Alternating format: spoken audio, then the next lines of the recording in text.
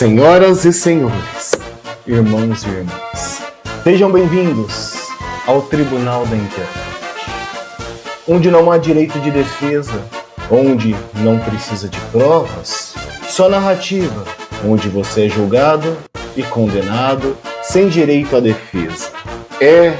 Esse é o Tribunal da Internet.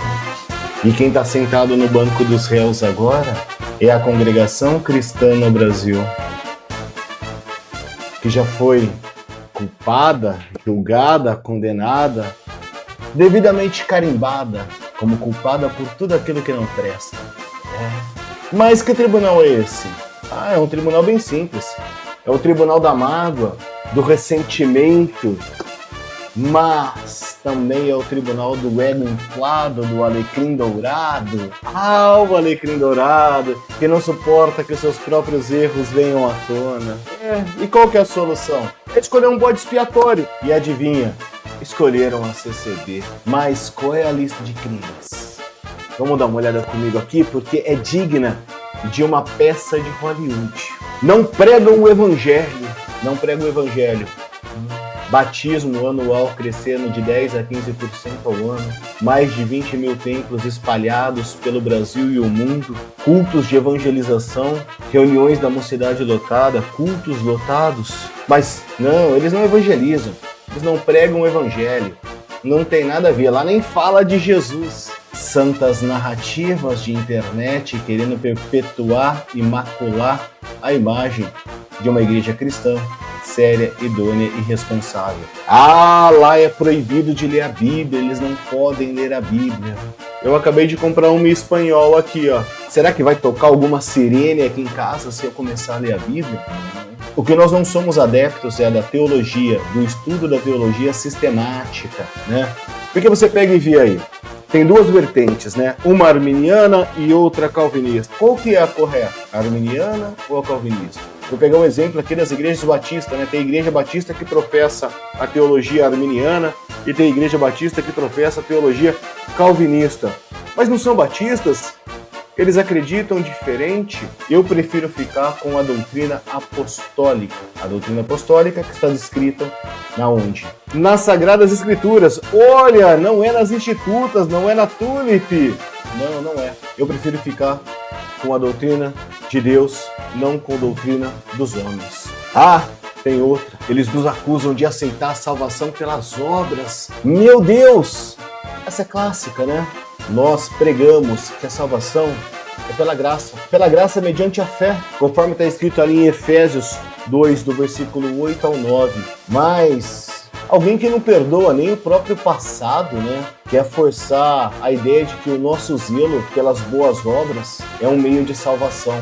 Não é. As boas obras, ela é o fruto daquele que já foi salvo por Jesus Cristo. Eu acho que é um pouco difícil para o alecrim dourado entender isso daqui. Mas lá eles têm a doutrina do pecado da morte. Disciplina eclesiástica existe em todas as igrejas. Um irmão ou uma irmã que cometem um pecado, que tem um cargo dentro da igreja ou não tem, e aquele pecado se torna público a ponto de impactar, mexer com a irmandade, existe uma questão. Existe uma coisa chamada disciplina eclesiástica. E sim, ela é aplicável. Então a igreja não tira a sua liberdade, é você quem tira a sua liberdade quando você causa um escândalo ali no meio da sua comunidade. Mas eu acho que eles fazem muita confusão, né? A confusão é tanta que parece que às vezes nem leram 1 João 5,16. Mas agora tem uma nova, né? A CCB precisa pedir perdão pelos seus supostos erros históricos. Cereja do bolo. Tinham que colocar. Mas quem cometeu os erros históricos? Ninguém sabe. Quando foi cometido? Ninguém diz. Quem são as vítimas concretas? Também não sabem. Mas o Tribunal da Internet já decidiu. A CCB é culpada. Culpada de tudo. Da frustração religiosa do cidadão, da amargura no coração, dos fracassos ministeriais, e quem sabe até da crise no Oriente Médio, né? Quem sabe isso daí também não é culpa da Congregação Cristã no Brasil, a crise no Oriente Médio. A CCB virou um bode expiatório perfeito. É cômodo culpar uma instituição. Assim ninguém precisa confrontar a própria falta de perdão, as raízes da amargura, os próprios pecados não confessados. Aí o ego do alecrim dourado permanece intacto perfumado, lindo, ego, vaidade. Mas agora eu digo com firmeza, tá? Nós não nos envergonhamos do Evangelho, nós não nos envergonhamos da nossa fé, não devemos desculpas pelos erros e pecados cometidos por outros, não devemos. E não aceitamos ser bodes expiatórios de ninguém. Não aceitamos não. A nossa irmandade, com suas virtudes e falhas humanas, segue servindo a Deus com temor, sinceridade e simplicidade. Mas e quanto aos tribunais da internet? Eles que se entreteiam julgando. Nós preferimos seguir orando. A paz de Deus a todos e que o ego dos alecrins dourados um dia encontre a verdadeira cura no arrependimento e na graça. Deus abençoe a todos. Fiquem com Deus.